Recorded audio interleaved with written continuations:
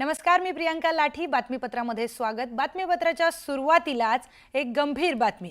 एका पक्षाच्या शाखा प्रमुखाचा नवा व्हिडिओ समोर आलाय.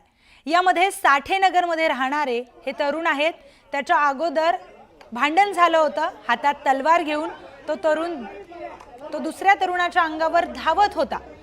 ठाण्यात नक्की सुरू तरी काय आहे असा सवाल इथे उपस्थित केला जातोय. या संदर्भातली सगळी माहिती घेऊयात आपल्या प्रतिनिधीकडून.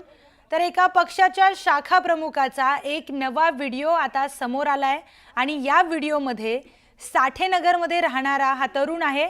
तर याच्या अगोदर देखील इथे भांडण झालं होतं. हातामध्ये तलवार घेऊन तो दुसऱ्या तरुणाच्या अंगावर धावत गेलाय.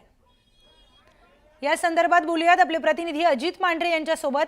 अजित, ठाण्यात नक्की काय सुरू आहे? हाच प्रश्न सुवर्ण ठाणेकरांना पडलेला आहे की ठाण्यात नक्की सुरू आहे तरी काय. कारण का एका मागोमाग एक ठाण्यामध्ये आता ज्या पद्धतीनं पुणे असेल किंवा बिहार यूपी या भागामधलं असेल, तलवार नाचवणं किंवा एकमेकांना तलवारने वार करणं, तलवार घेऊन केक कापणं, अशा प्रकार ठाण्यामध्ये दिवसेंदिवस वाढू लागलेले आहेत. 2 दिवसापूर्वीच एक व्हिडिओ जो आहे दिवसा ढवळ्याच्या समोर आला होता की 2 तरुण एकमेकांना चाकू दाखवून एकमेकांशी भांडत होते. त्याचा दुसरा अध्याय म्हणून हा एक नवीन व्हिडिओ समोर आलेला आहे. याच्यामध्ये या तरुणाच्या अंगावरती त्यावेळी धावून गेले होते काही तरुण. तेव्हा तो एकटा का तेव्हा फक्त एकच जण होता.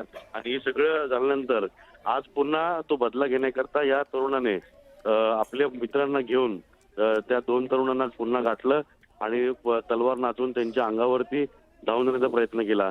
दृश्यात आपण पाहिलं तर एक तरुण आहे, तो हातामध्ये तलवार घेऊन त्या मुलाला मारायला धावतो, पण तिथून तो 2 वेळा त्याला अडवतो.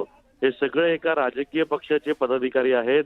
राजकीय वरदहस्त, राजकीय पाठबळ आणि जे काही राजकीय यांना जो राजाश्रय मिळतो, यामुळे या सगळ्या गोष्टी घडतात का असा देखील मोठा प्रश्न आहे.